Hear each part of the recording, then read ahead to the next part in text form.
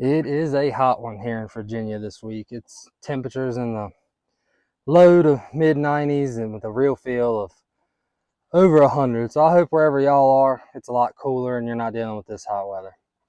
But anyways, I haven't posted on YouTube in a while other than some shorts. So I just wanted to come on here and give everybody, a little update of what all we got going on. We had some quail hatch this week, some chicks hatch. I got a broody mama. I got a rabbit that's due next week. So we got a lot going on. And also I got one really big surprise that I haven't told anybody yet. So, I'll show y'all that too. Also, if you haven't, if you're not following my TikTok, you need to go follow my TikTok. I just had a video hit over 1 million views. At the time I'm filming this, the last I checked, it was at 1.7 million views. So you need to go over there and check that out on see what was so popular. Anyway, I'm in my grow out pen right now, and let me show y'all some things, answer some questions y'all have had, and stick around. You'll find out what the really big update is. All right, we're gonna kick it off right here at my call duck pen. I've got a video on this pen, and I've had some people message me on here and on TikTok asking me about how I drain this little tub right here. For starters, all this tub is a concrete mixing tub that you can get from any Lowe's or Home Depot or anything. And I put a PVC drain on it with a ball valve at the bottom. So I'll take the camera down there in a second and I'll show you how I drain it when I go to give them fresh water because they need some water. Also, little spoiler alert to the TikTok thing.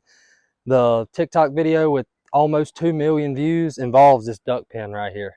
So head on over there and check that out. Just search BS Acres, you'll see it. But anyways, let me take you down here and I'll show you how I drain this. All right, like I said before, this is a concrete mixing tub with this PVC drain. You see I got this ball valve right here with this bucket. So all I have to do to drain this thing is turn that ball valve. And normally I have to do it 2, maybe 3 times to get all the water out before I refill it with fresh water. So I got it drained and got them some fresh water, and they always just go crazy whenever I give them fresh water. I probably need to do it once a day, but I do it about every other day, and today just happens to be that day. So yeah, they're having a good time in that. Let's go check out this broody hen that we got over here. So I'm over here at my Wyandotte Bantam pen, and this little blue splash right here went broody a couple weeks ago. She's sitting on 5 or 6 eggs right now. So we have about 5 or 6 days left, honestly, but let me get close to her. Oh, she's gonna, oh, yeah, she didn't like that. Anyway, she's doing good. I see her come out every day and get some food and water. So she's just doing her job and being a mama. Well, let's go check out the chicks and quail that I hatched this week. I got quite a few of them, so we'll step down to my basement to my brooder boxes and check them out and leave Moody Girl right here alone. So here are the 20-something quail that I hatched this week. The lady I got them from, she has an assortment of colors, so it's honestly no telling what's in here. I got 3 dozen and a little over 20 have hatched, and I believe I hear some in the incubator right now. So we'll go check that out in a minute. But if you've never had quail, you don't realize how absolutely tiny they are. They are just the smallest little thing. I'll grab a chick to give you a comparison. So this is a day-old barred rock chick. This is a 2-day-old quail. Look at the size comparison. It's crazy. The barred rock is twice the size of the quail. Crazy. Well, let's go check out the incubator now. Like I said, I'm pretty sure I hear some more. In there. Let's go check that out. So while I was over there with those quail, I thought I heard something in my incubator. Let's look and see. Oh yeah. Oh yeah.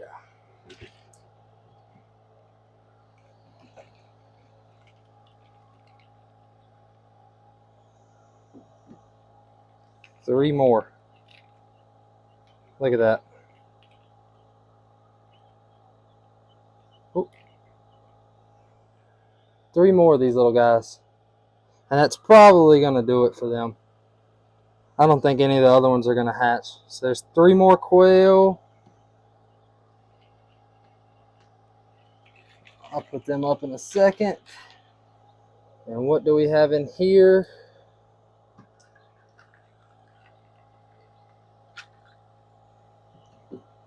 One more little guy. This looks like it's going to be a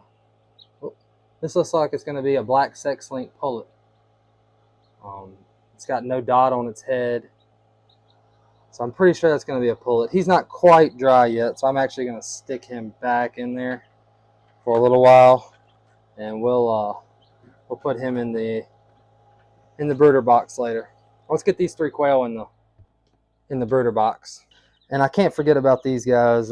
These are a bunch of chicks that hatched out. It's about 20 something in here. I guess they're all scared. They're piled up in the corner. It's some barred rock, black sex link, and some of my Wyandotte bantams that I stole from Mama before she went broody. If you've never had black sex link or raised black sex links, I'll show you here in a second how you can tell the difference in a black sex link pullet versus a rooster.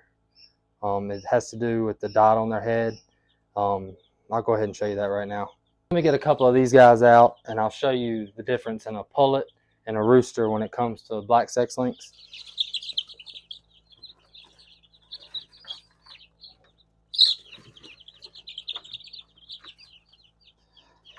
Oh, they're tricky to catch sometimes. All right, so as you can see here, there is no dot on the head of this bird, of this chick. She's all black. If anything, she's got some red. She got some red around her face, but that's going to be a pullet. And this is a black sex link rooster. He's got that dot on his head. Pullet, rooster. They both have red in their face because I guess coming from the Rhode Island red being the daddy. But yeah, that's the difference right there. Let's put these guys up. And here's a little experiment I've always wanted to try that I'm finally doing this year.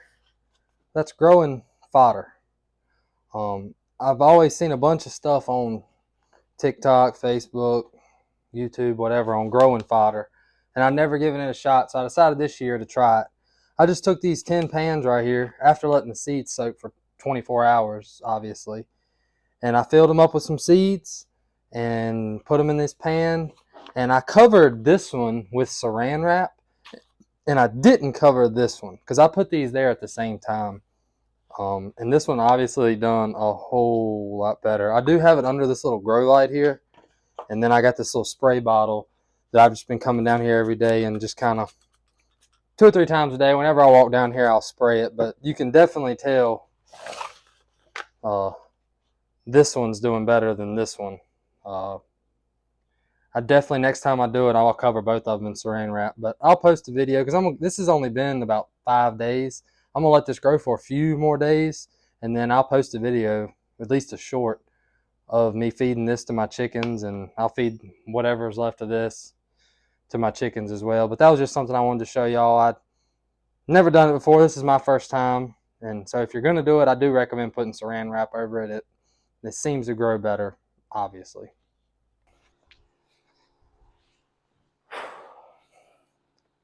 And now for the big update that I mentioned at the beginning of the video. As you guys know, the few of you that have been following along, this is pretty much it for me. I operate everything I operate on an acre, a little over an acre. It's like 1.2 acres. And last year, me and my wife got the opportunity to buy some land right up the road. Same road we're on now, just about half a mile up. So we bought it, and it's about 7 acres. 6 and some change, almost 7. But anyway, right now we've been sitting on it for a little while, and we finally started to make some progress on it now. We had to get it surveyed, so we got it surveyed, and right now they're logging it. It was mostly pine, Virginia pines, planted pines, and right now it's being logged. So we're really excited to move up there so I can expand on this. Um, I'm hoping to get I want a big poultry house. That's going to be in the works. I want a poultry house that'll hold maybe 200, 250 birds at one time, raise them up to full maturity and then sell them. I'd love a little pasture, a little 2 or 3 acre pasture with maybe some goats or sheep or whatever.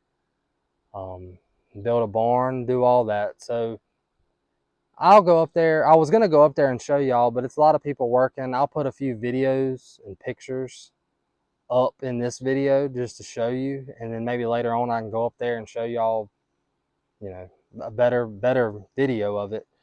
Like I said, a lot of people working up there right now. So yeah, that's it. We're excited to expand from this. I've been here for 5 years, and it just keeps growing. I started off with one pen, one of the hoop coops over there, and I've just kept adding on, and I'm outgrowing it down here. So to be this small, I think I do pretty good. So I'm really excited to see what I can do with 7 acres.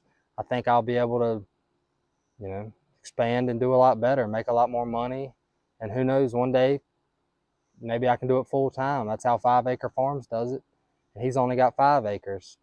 So that's kind of what I'm modeling after. What I'm going to try to model after is 5 acre. Except I'll be 7 acre. But anyway, that's the update. Like I said, maybe later on I'll go up there and post a video of the land itself. I'll post a few pictures on here. But yeah, I'll get back with y'all when I didn't show you the pregnant rabbit. She's a little stressed out right now, so I decided to leave her alone. I'll post a video later when she has her babies, when my birdie mama has babies, and when I hatch some more out. For now, I'm gonna wrap this video up, and I gotta load some stuff up to go to the auction. If y'all would like to see some auction content, comment down below, and maybe I can start videoing and capturing some of that. It's an Amish auction up the road. But anyways, appreciate y'all watching.